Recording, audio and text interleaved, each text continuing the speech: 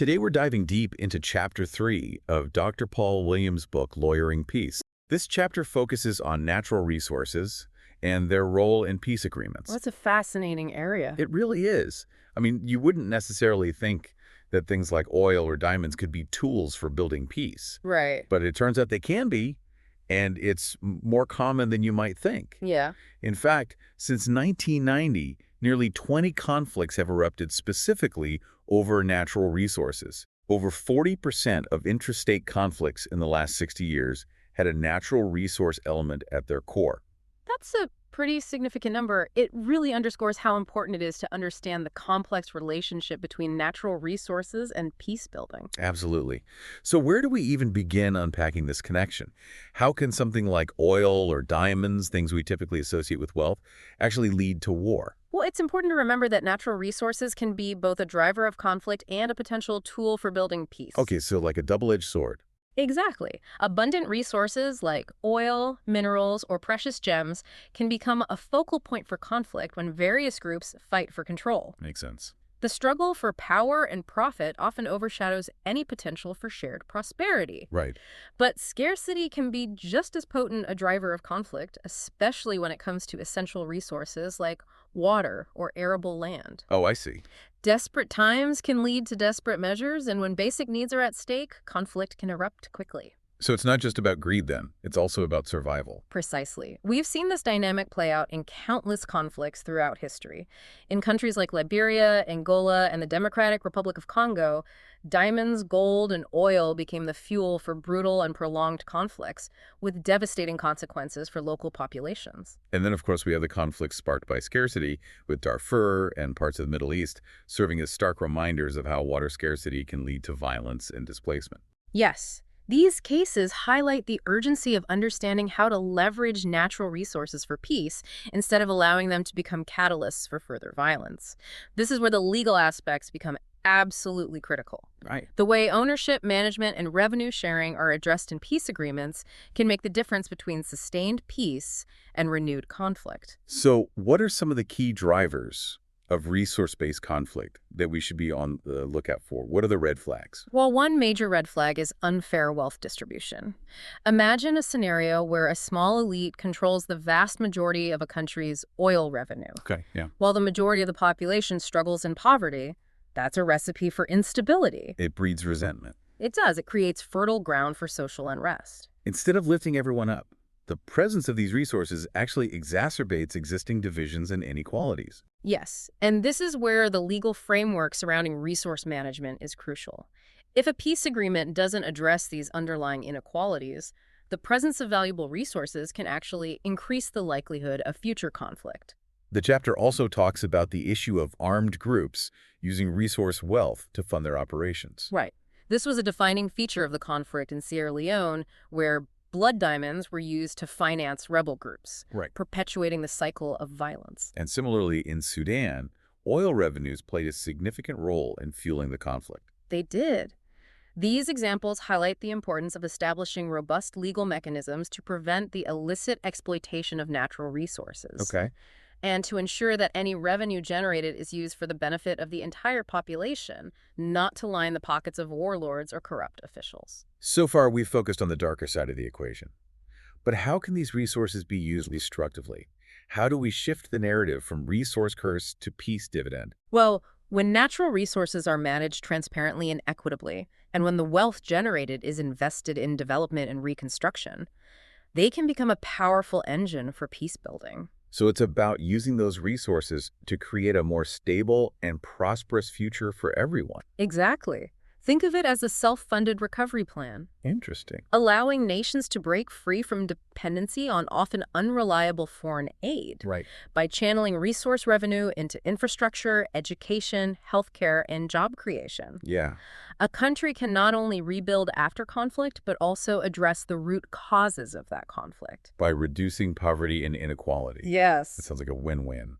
In theory, it is, but the practical implementation is where things get complicated. Yeah, I bet. Negotiating these complex resource issues in the midst of a conflict is a formidable challenge, especially with deep-seated mistrust and competing interests. I could imagine. It's like trying to draw up a prenuptial agreement while you're still on your honeymoon. Right.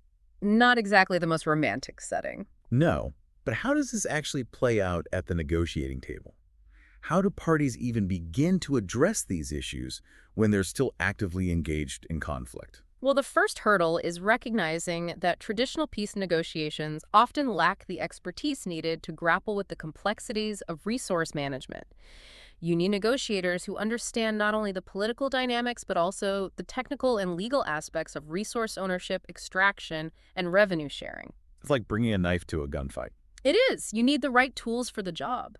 This highlights the need for specialized expertise in resource management during peace negotiations, a skill set often lacking in traditional diplomatic circles. Indeed. And one of the most crucial decisions is determining the timing of when to address these resource issues. Bringing them up too early can derail the entire peace process, especially if there's deep mistrust or a lack of technical understanding. But delaying the conversation for too long can allow those unresolved issues to fester. And potentially undermine any progress made on other fronts. Exactly. So it's a delicate balancing act. It is. And the stakes are incredibly high. They are. The way these resource issues are addressed can literally determine whether a country descends back into conflict or emerges stronger and more resilient. Let's take a look at a real-world example. The chapter discusses the peace process between ACE and Indonesia, a conflict where natural resources played a central role. How did they navigate this complex terrain? Well, the conflict in ACE was deeply rooted in grievances over the control and exploitation of the region's abundant oil and gas resources.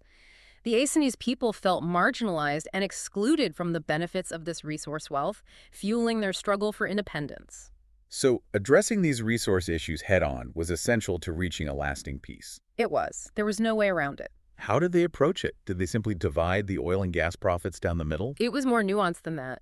The 2005 peace deal gave ACE a remarkable 70% of the revenue generated from its natural resources. Wow, 70%. That's a pretty dramatic shift in power. It was. This was a significant concession by the Indonesian government. It was a clear acknowledgement of the historical injustices and a tangible demonstration of their commitment to a more equitable future for ACE. It sounds like they were serious about addressing the root causes of the conflict. They were, and that 70% share was seen as crucial for giving ACE the financial autonomy and resources needed to rebuild and develop independently. It wasn't just about sharing revenue, it was about empowering the ACEanese people and giving them a stake in their own future. So that addresses the ownership and revenue sharing aspects, but what about the practical side of things? Who actually gets to run the oil and gas operations? Who manages these valuable resources on a day-to-day basis? That's a great question. It gets to the heart of how peace agreements translate into tangible action. In ACE, they opted for a system of joint management. The Indonesian and ASEANese governments would work together to oversee the exploitation of the resources, making decisions collaboratively rather than one side dictating to the other. This shared responsibility was seen as essential for building trust and ensuring that the benefits of resource extraction were equitably distributed.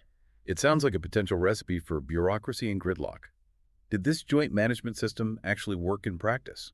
It certainly wasn't without its challenges. Anytime you bring together parties with a history of conflict and ask them to cooperate on such a sensitive issue, there are bound to be bumps along the road. Right. But the key to making it work was establishing clear legal frameworks, transparent processes, and mechanisms for dispute resolution.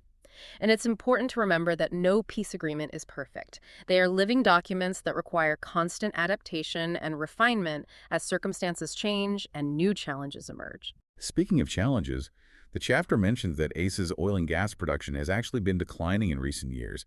Did they anticipate this decline? What happens when the pie starts to shrink, so to speak? That's an important point. Peace agreements can't control geology. Resource reserves can deplete. Prices can fluctuate, and these external factors can throw a wrench into even the most well-crafted agreements. In ACE's case, the declining revenue put a strain on their development plans and highlighted the need to diversify the economy, to become less reliant on a single resource. Oh, I see. It underscored the fact that long-term peace and prosperity require a broader, more sustainable approach to development, one that doesn't rely solely on the extraction of finite resources. So what can we learn from ACE's experience? What are the key takeaways that we can apply to other conflict zones where natural resources are a factor? ACE's story reminds us that peace building is a long-term process. Resource management is just one piece of a very complex puzzle. You need to be adaptable, anticipate challenges, and have mechanisms in place to address them. It's like a constant balancing act, trying to distribute wealth fairly, manage resources responsibly, and keep all parties engaged and invested in the peace process. Exactly. And it highlights the importance of getting the legal frameworks right. Clear agreements, robust institutions, transparent processes, these are all essential for ensuring that natural resources contribute to peace rather than undermining it. So we've explored the challenges and opportunities presented by abundant resources. But what about those situations where conflict arises from scarcity? How do peace agreements address issues like water scarcity or competition for arable land?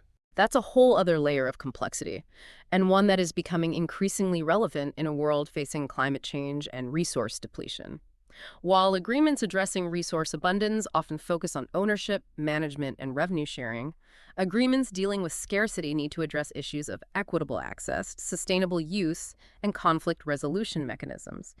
For example, a peace agreement in a region facing water scarcity might include provisions for joint management of water resources, equitable allocation based on need, and mechanisms for resolving disputes over water usage. It sounds like these agreements require a deep understanding of both the ecological and social dynamics at play. Absolutely. And they often involve bringing together stakeholders from different sectors and backgrounds, from scientists and engineers to community leaders and traditional knowledge holders. The goal is to move away from zero-sum thinking, where one party's gain is another's loss, and instead find solutions that promote cooperation, sustainability, and shared prosperity. That's a tall order. It is. But the alternative, allowing these resource conflicts to escalate, is simply unacceptable. The human cost is too high, and the potential consequences for regional and global stability are too great to ignore. One of the most crucial aspects is the legal framework governing these resources. It's not just about splitting things up, it's about having clear rules and mechanisms in place. To make sure those resources help build lasting peace. Exactly, and to prevent them from reigniting conflict. Right. So what kind of legal frameworks or models do countries use to govern natural resources in these peace agreements? I imagine there's no one-size-fits-all solution. You're right, there isn't. The choice often depends on the specific conflict, the types of resources involved, and the political dynamics at play. One common approach is national ownership. National ownership. Yes, it's where the state claims ownership and control over all natural resources within its borders. So everything belongs to the country as a whole. Right. This model really emphasizes national sovereignty and unity. That sounds straightforward enough. But I'm guessing there are some potential downsides to this approach. There are.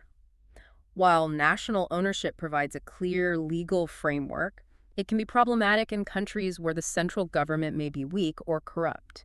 So you could have a country with a lot of valuable resources, Yes, but the government isn't able to manage them responsibly, exactly. And that can actually make things worse. leading to more tension and maybe even reigniting the conflict. Precisely. That's where the concept of shared ownership comes in. Shared ownership. What's that? It's where the national government and regional authorities, or different ethnic groups, share control over the resources. So it's about balancing national interests with regional autonomy. It is. And this can be especially important in countries with a history of regional grievances or ethnic tensions. It sounds like a compromise. It is. But also, like, it could be a real headache to manage. It can be. You've hit on a key challenge. Shared ownership requires strong legal frameworks, clear revenue-sharing mechanisms, and perhaps most importantly, a high level of trust and willingness to cooperate among the parties involved. That's a lot to ask for in a post-conflict situation. It is. But there are examples of it working. One often cited is Canada. Canada. Yeah. Each province owns the natural resources within its borders. Okay. But the federal government regulates trade between provinces and internationally, ensuring some degree of national oversight. So there's a balance between provincial autonomy and federal oversight. Exactly. They also have a system of equalization payments, which helps redistribute wealth and address regional disparities. So everyone benefits to some extent from the country's resource wealth. That's the idea. Makes sense. Are there any other approaches to resource ownership that we see in peace agreements? There is another model gaining traction. It's called local ownership. Local ownership. Yeah.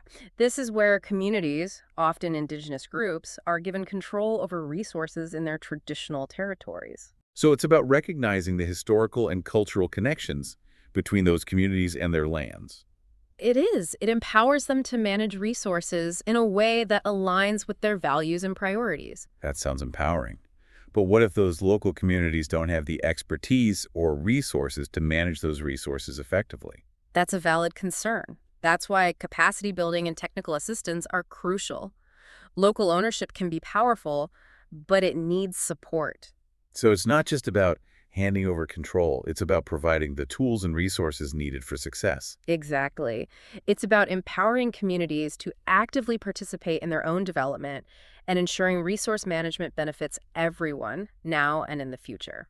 We've talked about national ownership, shared ownership, and local ownership. Are there any other approaches?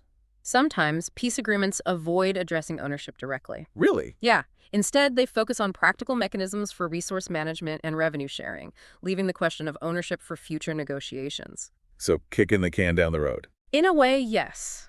It can be a strategic move, especially when the ownership issue is so politically charged that tackling it head-on could derail the peace process. I see. But that creates uncertainty. It does. And the potential for future conflict if those ownership issues resurface later on.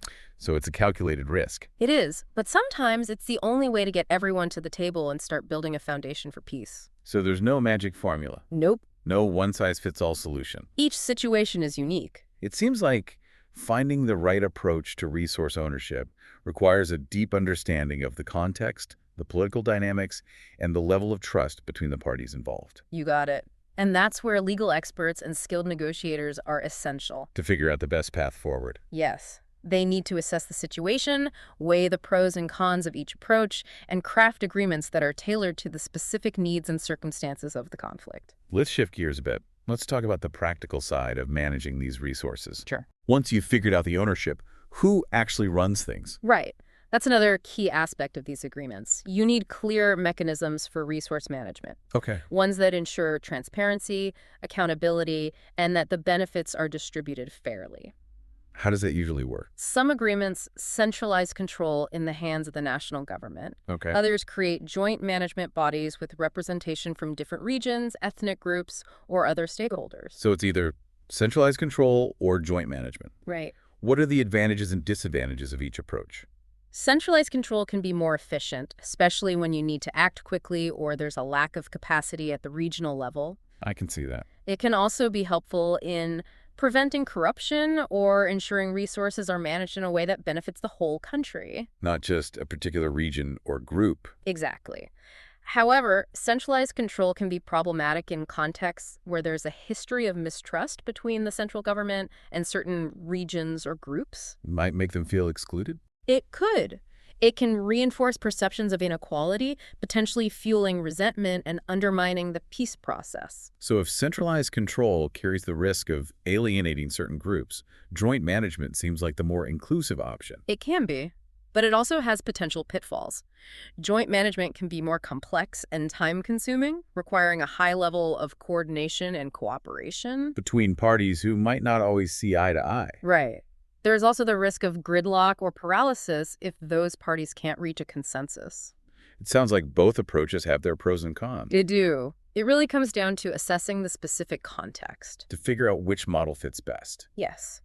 You need to consider things like the nature of the conflict, the level of trust between the parties, the capacity of institutions at both the national and regional levels, and the technical complexity of managing the specific resources. And the best approach. Often involves a combination of elements from both centralized and joint management models. It's about finding the right balance. It is a balance between efficiency, inclusivity, and accountability.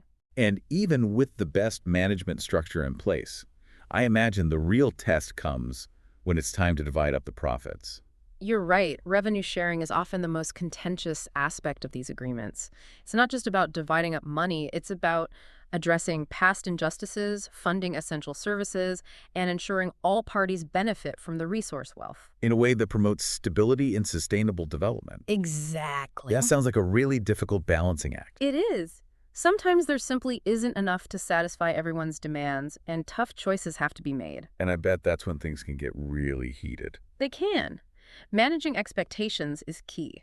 If people understand how revenue is being collected, allocated, and used, they're more likely to accept even if they don't get everything they want. Transparency and communication are essential. They are. But how do you actually make sure that revenue sharing mechanisms are fair, effective, and resistant to corruption? That's the big question. It requires robust oversight mechanisms, independent auditing, and clear penalties for those who abuse the system. So there have to be consequences for bad behavior. They're due. It also requires building a culture of accountability where citizens feel empowered to hold their leaders responsible. So it's not just about the legal framework. It's about the broader political and social context. You got it. You can have the most perfect revenue sharing agreement, but if you don't have strong institutions, transparency, and an engaged citizenry, it's likely to fail. It's about building a system that works for everyone. It is, and that's why it's important to include diverse voices in the process. Not just government officials, but representatives from civil society, local communities, and marginalized groups. Their perspectives are essential for crafting agreements that truly reflect the needs and aspirations of the people they are meant to serve. So far, we've covered the different legal frameworks and approaches to resource management and revenue sharing that are often used in peace agreements.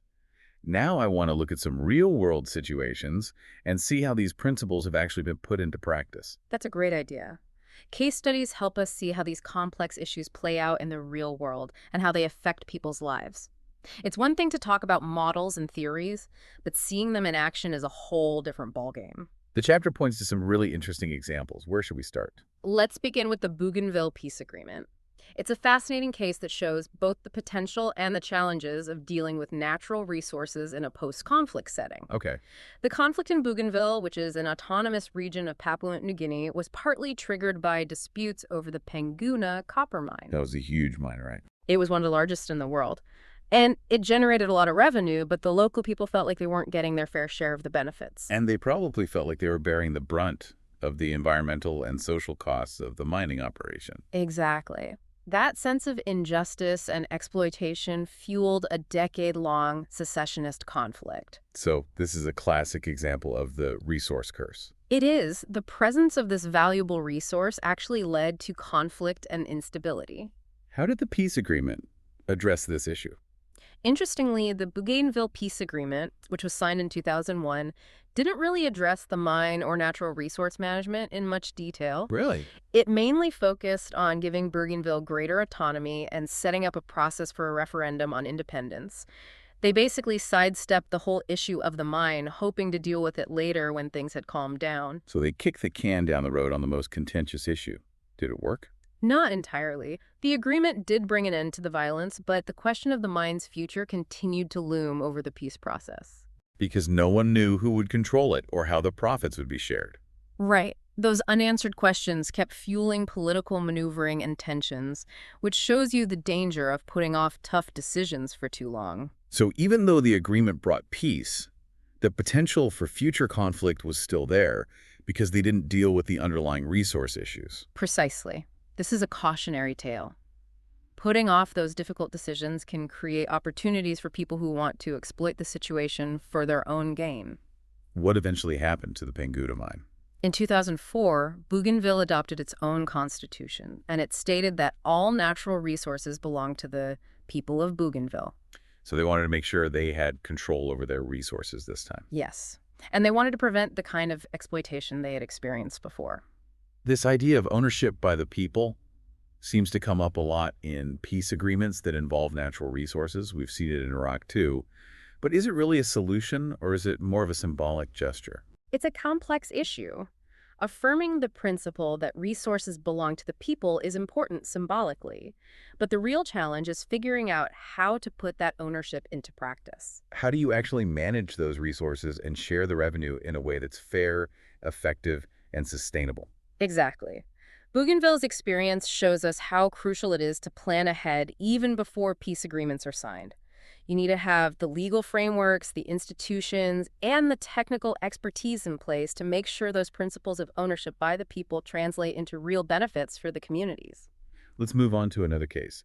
The chapter also talks about the Kimberley Process, which was an international effort to stop the trade in conflict diamonds. Yes. The Kimberley Process was established in 2003 in response to the blood diamonds issue. Those were diamonds mined in war zones and used to fund really brutal conflicts. Exactly, especially in countries like Sierra Leone, Angola, and the Democratic Republic of Congo. This issue really caught the world's attention, and there was a lot of pressure to do something to stop these diamonds from entering the global market.